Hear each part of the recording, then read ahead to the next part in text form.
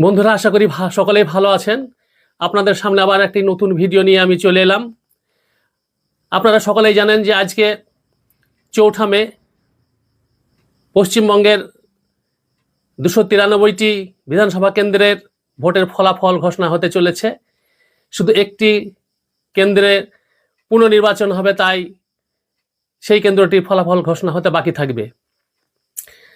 বিভিন্ন রাজনৈতিক দল তাদের নির্বাচনের যে ইশতেহারে যে প্রতিশ্রুতি দিয়েছিলেন জনগণকে, ভোট চেয়ে আবেদন করেছেন, দিয়ে জনগণ আবার একটা তার সেই প্রতিশ্রুতির ভিত্তিতে রায় দিয়েছেন।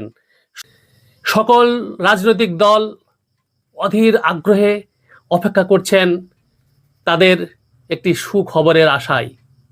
যে সমস্ত দলবদ্ধ খেলা আছে, যেমন ফুটবল, ক্রিকেট, এটা তো ব্যক্তিগত খেলা নয়, একটা টিম, একটা দলের নিয়ে খেলা। তেমনি রাজনৈতিক যে ভোট, সেটাও একটা খেলার মতোই। খেলাতেও যেমন হার জিত আছে। একদল হেরে গেলে অন্য দলের হাতে হাত মেলায়, বুকে বুক মিলিয়ে ভালোবাসা নিয়ে তারা বিদায় নেয়। তারা কোনোদিন খেলার মাঠে হিংসা করে না, তারা গ্রামে ফিরেও কোনো হিংসা করে না, তারা কোনো পাড়াতে গিয়ে অত্যাচার করে না যে আমি তোমার জন্য হেরে গেছি এই বলে।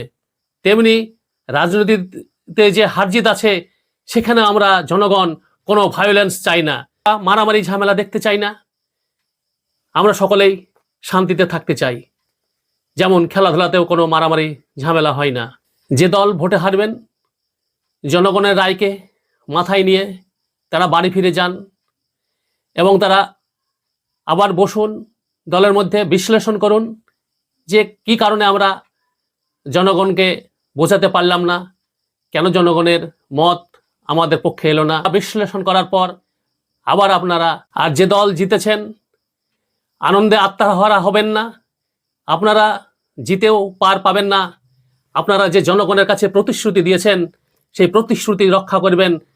আপনি ভোটে জিতেছেন মানে আপনি এমএলএ হয়েছেন।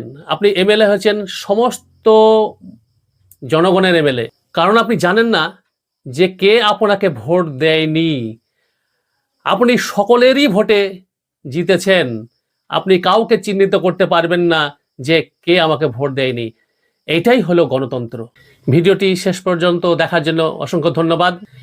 ভিডিওটি ভালো লাগলে লাইক, শেয়ার করে সকলের মাঝে ছড়িয়ে দিন। যারা নতুন তারা আমার পেজটিতে একটি ফলো করে দেন, যাতে আমার নতুন ভিডিও আপনাদের কাছে পৌঁছে যায়। সকলেই ভালো থাকুন, সুস্থ থাকুন। সকলের শুভকামনা করে আলোচনাটি শেষ করছি। সত্যে